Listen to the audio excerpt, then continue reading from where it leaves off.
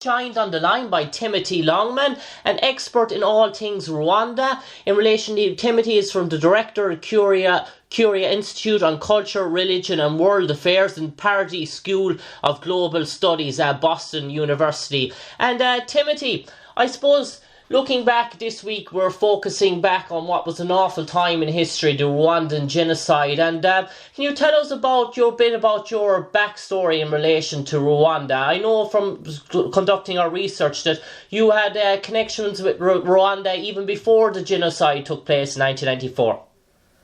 Yeah, I was in Rwanda doing my dissertation research on religion and politics in 1992 and 1993. I got to Rwanda in May of that year at a very sort of optimistic time in 1992 when people thought things were going very well in the country, and then I watched over the course of a year as the country sort of fell apart and moved towards genocide. And I left about 11 months before the genocide took place, and then I went back to Rwanda in 1995 as the head of the Human Rights Watch office. We did a major research project on how the genocide took place, both at the national and the local level. So I spent another year doing research after the genocide to follow up to understand it. Yeah, and Timothy, as we know, the Rwandan civil war, it was ordered by the members of the Hutu majority government, and an estimated 500 to 1 million Rwandans were killed, constituting an estimated 70% of the Tutsi population. And you know, you said you went back to Rwanda again, and at your time there doing your research, you actually got carried in to be an expert witness in trials to put some of the most notorious Rwandan war criminals behind trials, behind bars. And how did that come about? Mostly because of my work with Human Rights Watch. We gathered a lot of evidence from interviews from survivors about what happened, but we also gathered a lot of documentary evidence, like the Holocaust in Europe. There were a lot of things that were written down, lists of people to be killed and meetings of minutes, and so I had actually gathered a lot of that material, and that was entered into evidence in the International Criminal Tribunal for Rwanda in Arusha. And then because of my role in writing for Human Rights Watch, I got pulled into a couple of cases of people that we actually named in our documents.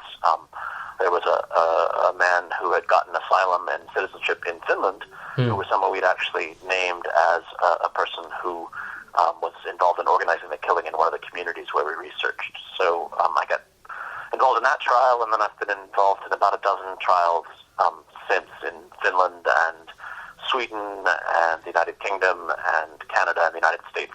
Nothing in Ireland yet. And Timothy, from doing our research, I know you visited Rwanda for a good period after the civil war, but you don't travel to Rwanda anymore. And is that due to threats on your own life? And I read about a lot of people that you trained and studied there, your Rwandan friends that went missing and were tortured, killed, and in some cases even raped. And you know, I suppose in that sense, with the time after the Civil War and you carrying out your research there in Rwanda, was there many cases where you felt for your own life? No, I've really never felt threatened myself directly. But one of the problems with looking at a place like Rwanda is that it's not easy just to see one side is completely bad and the other side is completely good. Most of the Hutu, the majority population, did not participate in the genocide, didn't even support it. And the groups that came in and put a stop to the genocide, the Rwanda Patriotic Front, which is a largely Tutsi army, they did stop the genocide. They've done some good things in governing, but they've also been pretty brutal to their own population. So my background is as a human rights researcher and human rights scholar. So the principles that I stand up for lead me to condemn genocide, but they also lead me to condemn other forms of violence. And so because of that, I've been critical of the current government and have sometimes gotten in trouble with them. The woman who was the foreign minister and now is the head of the Association for Francophone Countries is somebody who had called me out for criticizing her government too much. So I don't travel to Rwanda, not because of direct threats necessarily, but I don't feel safe at the moment. Yeah, and I suppose, Timothy, an awful lot of work that you've done. You've written many books and memoirs and reports, and some of it indicate the involvement of the Rwandan Christian Church in the 1994 genocide. And can you tell us what your research made you to lead that sort of thing? Sure. Yeah, I have a book, Christianity and Genocide in Rwanda, that was based on my research from both before and after the genocide.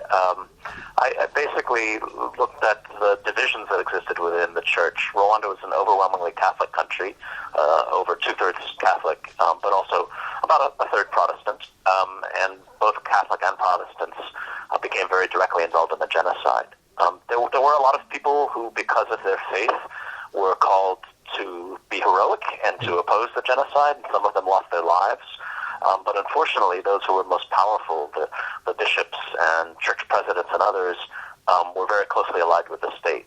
There was a history of religion playing a role in ethnic discrimination and also of cooperating very closely with the government. And so when the genocide happened, there were a lot of Christians who really believed that participating in the genocide was consistent with their Christian faith. It's hard for us to understand that, but it really comes out of the history of colonialism and its relationship with Christianity in a place like Rwanda. The other thing I think that really happened within the churches is one of the things that led to the genocide was that there were major transformations taking place in Rwanda. People were demanding democracy. They were demanding a greater voice and trying to bring their government under control. And so the government responded with ethnic violence by trying to crush this opposition. Well, something similar was happening in the churches. People in the churches were rising up and demanding a greater voice, demanding more democracy, demanding that the churches be less corrupt. And so the genocide fit the interests of some church leaders as well to crush that kind of opposition. Yeah, and I suppose, Timothy, as well, an estimated 2 million Rwandans, mostly Hutus, were displaced and became refugees. And when you came back to Rwanda after the civil war, but before, previously you were there before it happened, seeing all this mass chaos and destruction and basically a country on its knees in relation to infections, diseases, cholera, basically a population near famine status. How has that sort of affected you, coming back to that sort of environment and seeing firsthand a country that had fallen right down to the crumbles, basically to the ashes, and to seeing resembling to places where you had been basically 2 or 3 years ago and seeing them now a shelf of their former existence? Well, the hardest part was the human cost of what happened. In the year when I went back to Rwanda for Human Rights Watch, in the year that I was there, I gradually reconnected with friends who'd survived the genocide, and hearing the stories from them about what happened to people that we knew and what happened to them. I not only knew people very closely who were killed, but in many cases I knew the people who killed them. I have a friend who talked to me about having been raped by someone that we both knew very well. And for me, that's the hard part, because it's having been in Rwanda, I can't think of them as people who are completely different from us. I can't look at them and shake my head and say, oh, those Rwandans, because I knew them on a personal level. They were just like us. They're just like anyone else. They just happened to be in a really bad circumstance. So the fact that I can identify the humanity of both those who were killed and those who were involved in the killing and rape and other forms of violence, that's the hardest part for me, really. I think I can't distance myself from it and just sort of shake my head and say, those are bad people. I think that's a tendency for us looking at Africa in general in the West, is to look at Africa and say, oh, those Africans, what are they doing? They're so violent, and not to realize that there's a history of colonialism, there's a history of ongoing economic exploitation and political exploitation that's really at the root of a lot of this violence. We're much closer to it than we think we are. Yeah, and I suppose, Timothy, at the time as well, there was an awful tragedy going on in Europe, another sort of genocide in itself in the Baltics, the Baltic region. How do you think that sort of played in relation to Rwanda, that maybe because what was happening on Europe's own front doors, that maybe the focus and the attention worldwide was more the Baltics situation, maybe took the light away from Rwanda as such and what was going on there at the time? Well, there was also a different framing of them. So in the newspaper an article about ethnic violence in Yugoslavia and tribal violence in Africa. And the implication is, that Africans are just prone to violence, whereas there's a surprise that this kind of violence could happen in Europe, even though, frankly, there have been lots of violent episodes in European history that aren't that long ago. It makes sense that the West would be more concerned about something happening right at its doorstep. But on the other hand, the violence in Rwanda was not disconnected from us. It was carried out by weapons that largely came from the West. There was an involvement of Western governments in supporting the regime that was carrying out the genocide. France, in particular, was very directly involved in propping up the regime. And countries like the United States worked very hard to keep the United Nations from stepping in to try to stop the violence. The reality in Rwanda is it was not chaotic at all. It was actually very well planned. It was a centralized decision that was made, and the command was given from the top and carried down at the bottom. And we could have stopped it if we had wanted to. If we'd understood the situation and gone in and arrested or detained or somehow gotten in the way of that small group of people who planned it, the genocide could have been stopped. But we weren't interested in doing that.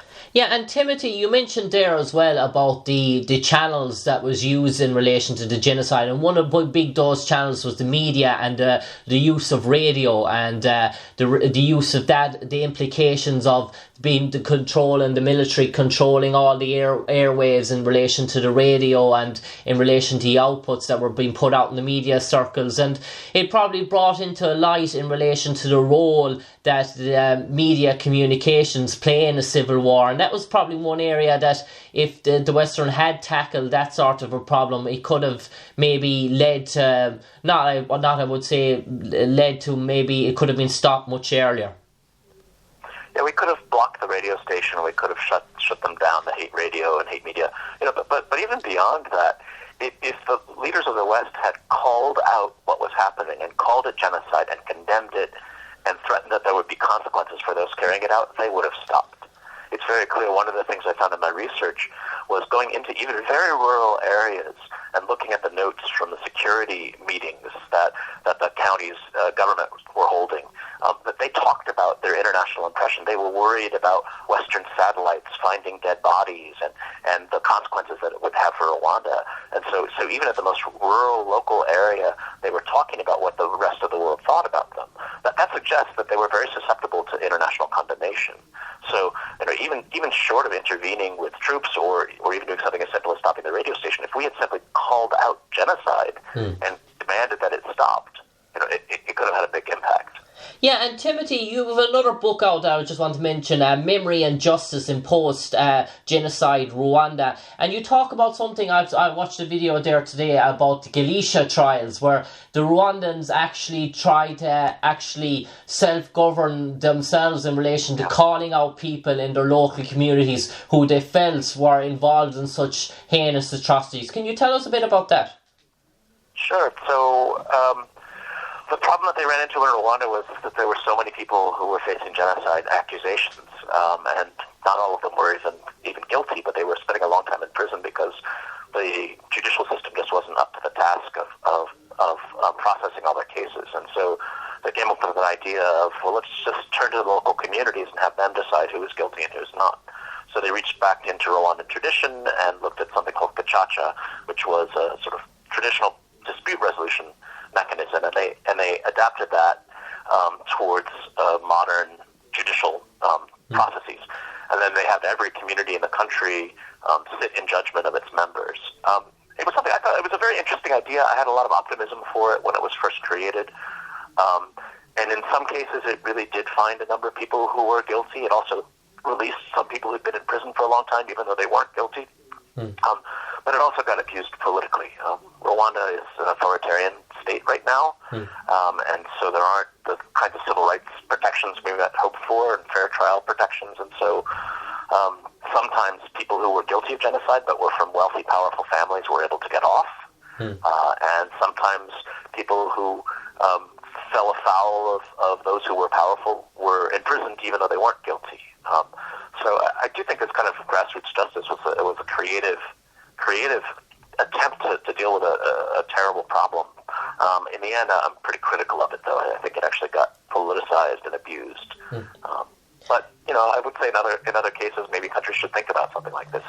One of the things that was good about Gacaca was it really allowed each community to talk about what happened. And so at the end of the genocide, there is at the end of the process, Gacaca process, there's a much better idea of what happened in the genocide. I'd say one other problem with it is that it was not able to talk about or deal with any crimes that were perpetrated by those who are now in power, by the Rwandan Patriotic Front. And in fact, there were tens of thousands of people who were killed by them in Rwanda and then later in Congo when they got involved in civil wars there. And so we had a good accounting of the genocide and what happened there, but no accounting whatsoever for other crimes that were committed by those who continue to be very powerful. And so for a lot of people in Rwanda, they don't really feel that justice has been done because it was one-sided. Yeah, and Timothy, how do you feel about your connections with Rwanda? Is it memories that you, in relation to good times, in relation to before the genocide, that you cherish, or do you feel there are the connections after, the friends that you've lost, and the involvement is? I know it's in relation to career-wise, been studying that, or is it sometimes you look at it, you take the good and the bad, the experiences that big parts of your life played out? That's a good question. It's a bit like family, and that you take the good and the bad. And I've spent so many years working on Rwanda and have spent so much time and have so many friends. It's never been an easy place, even before the genocide. Rwanda has always been a very hierarchical place, and people are very careful about what they say and who they connect. But also, when you become friends with Rwandans, they're really serious about their friendship. It's very deep. And so I feel a really strong connection to the place. Also, though, something as terrible as a genocide happening is something you can't leave behind. I feel like whatever my feelings are for Rwanda, I have a moral responsibility to keep speaking up. And this is a country where I have a lot of friends who were killed, and when I look at that, I really feel like I'm required to say something and to keep speaking up, not just in Rwanda, but in other places. Lots of times I look at what's happening in other parts of the world and feel like, I saw this happen in Rwanda. I look in my own country, the United States. I think we've had a real rightward trend, and there's been an empowerment of white nationalists and anti-Muslim sentiments and misogyny that are spreading. And I feel like, based on my experience in Rwanda, I have to call that out in my own country, because I can say, look, if we allow the little things to happen, we can go down this road, and you'll be surprised how quickly you can stumble into something terrible. So, Rwanda's, I carry it with me always, and even if I wanted to, I don't think I could leave it behind. Yeah, and finally, Timothy, the last question for you now. This probably lead on, you probably touched on this in your answer to the last question. Do you think what happened in Rwanda to that mass scale has the potential ever to happen again in Central Africa? Well, I don't think it'll happen in Rwanda anytime soon. For one thing, people in Rwanda know how terrible it was and suffered from it, and so they'll avoid it. But yeah, unfortunately, there are plenty of places where this could happen. When you have countries that are very poor and people are very frustrated, and their governments are authoritarian, and the international community is supporting those authoritarian governments, when people feel like there's no other way to react, and then someone comes along and says, well, let's use violence, that can be a very attractive call for people. And so I do worry about it quite a bit. I worry about it in Africa. I worry about it in a lot of parts of the world. There's been I think a move away from human rights in Europe, in North America, in Africa. Dictators are empowered. And when dictators are empowered, they often abuse their power. This kind of violence, it's never spontaneous. It's never just people rising up out of frustration. It's because there are leaders who exploit their frustration. You get powerful individuals who push people into doing things they would not otherwise do, and that's very hard to counteract. So I worry about that a lot, all over, not just in Africa. Timothy Longman, it's been a pleasure talking to you on the airwaves this evening. We encourage all our listeners to really do purchase and get in contact in relation to Timothy's books in relation to Rwanda. They're absolutely mesmerising reads and real quality, in-depth study and research into what went on in Rwanda, post-Rwanda, and in relation to genocide itself. And Timothy, it's been a pleasure talking to you on the airwaves this evening. Thank you. Thank you for speaking with me. Have a good evening. Cheers. Thank you.